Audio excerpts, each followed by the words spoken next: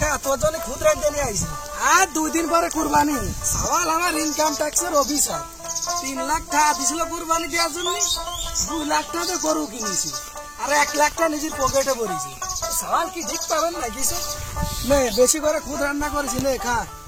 আর 2 দিন পরে কুরবানি, নে খা। কাকা কে যে ভাইস্তে? গরু কিসের জন্য কিনেছো? কুরবানি দেওয়ার জন্য কিনেছি ভাইস্তে।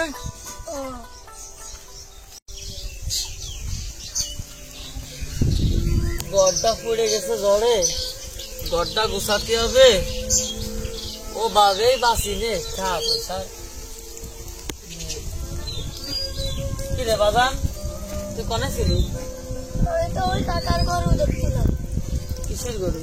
কুরবানি দেখছে বলে। ও আব্বা ও বলে কুরবানি, আমরা কুরবানি দিই না কা? আব্বা ক আমরা কুরবানি দিই না কা? ক ক আব্বা, আব্বা কুরবানি দিই না ক?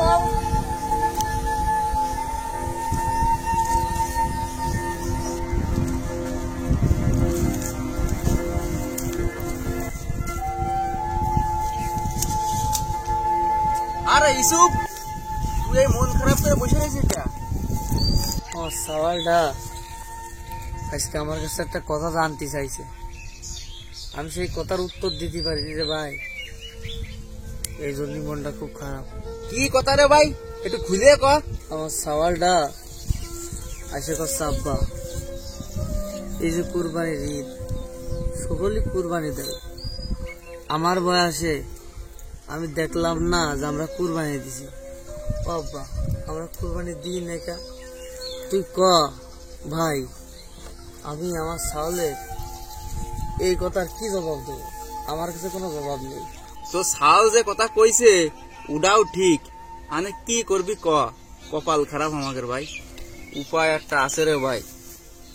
কিন্তু এই কাজটা করলি তুই এই উপর আল্লাহর কাছেও খারাপ হবি, গুনাহগার ব্যক্তি হবি, সমাজের কাছেও তুই নিকৃষ্ট লোক হবি, কিন্তু তোর ছেলের কাছে তুই হিরো হবি। দেখ, পৃথিবীর প্রত্যেকটা বাপই তার সন্তানের কাছে একজন হিরো, একজন নায়ক। বাপের পেশা, বাপ কি করে। পৃথিবীতে অনেক জঘন্য জঘন্য বাপ আছে যারা খুন করে, রাহাজানি ডাকাতি করে, কিন্তু এই মানুষগুলো তার সন্তানের কাছে কিন্তু হিরো। সমাজের কাছে তারা নিকৃষ্ট, কিন্তু তার সন্তানের কাছে সে পৃথিবীর শ্রেষ্ঠ বাবা। আমিও তার ব্যতিক্রম না। আমার সাওলদার কাছেও আমি একজন শ্রেষ্ঠ বাপ, কারণ আমি যতই কষ্টে থাকি সে আমার কাছে যা যা চাই আমি কিন্তু তারে তা দিই। আজকে এই প্রথম জীবনে সে আমার কাছে কুরবানির কথা বলে, কিন্তু তুই তো জানিস আমার কুরবানি দেওয়ার সামর্থ্য নেই। আমি কি করবো কা? ইসুফ রে ভাই, চুরি এরা ছাড়া কোনো উপায় নেই, এর একমাত্র উপায়। ভাই আমি আমার সন্তানের মুখে হাসি ফোটানোর জন্য চুরি তো চুরি, আমার যদি খুন করেও একটা গরু কুরবানি দিতে হয় আমি তাও দেব, আমি তাই করব। আমার সন্তানের মুখে হাসি ফোটানোর জন্য আমি চুরি করব। তাহলে তুই থাক, আমি উঠে গেলাম, বুঝেছিস? কি দেখি করা যায়।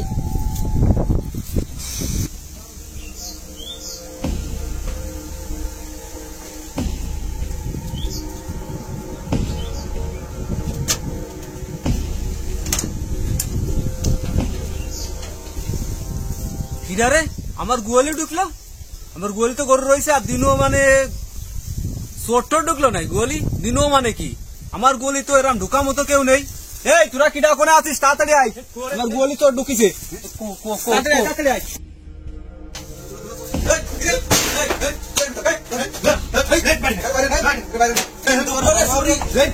আমার গোয়ালি ঢুকেছিস তুই?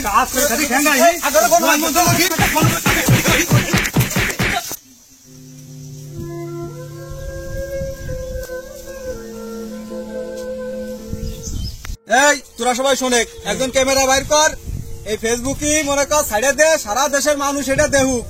আর এর একটু মনে কর যে আবার গণমাইক দিয়ে হবে, ঠিক আছে?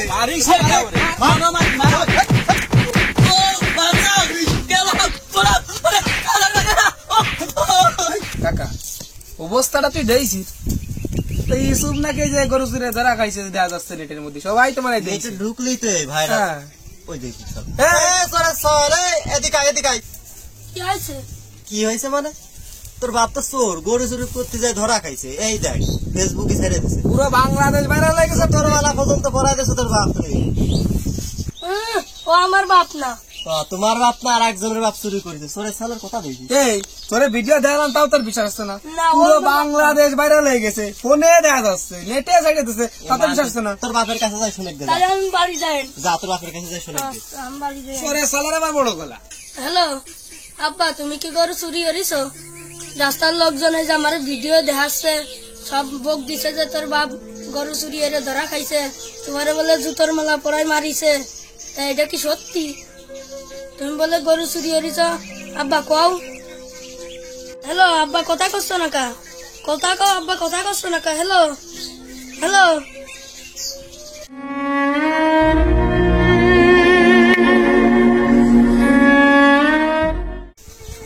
কি আইলো আব্বার? ও মা, আব্বার কি আইলো? বর্তমান স্মার্টফোনের যুগে কেউ ছোটখাটো ভুল করলেই আমরা তার ভিডিও ধারণ করি এবং সোশ্যাল মিডিয়ায় ছড়িয়ে দিই। আমরা ভাবি না ওই ব্যক্তিটার মানসিক অবস্থা কি হতে পারে এবং আত্মসম্মানের ভয়ে সে কোন ধরনের পদক্ষেপ নিতে পারে। এরকম ঘটনা আমাদের সমাজে হরহামেশাই ঘটতে দেখা যায়। তাই আমাদের সোশ্যাল মিডিয়ার সঠিক ব্যবহার করা উচিত।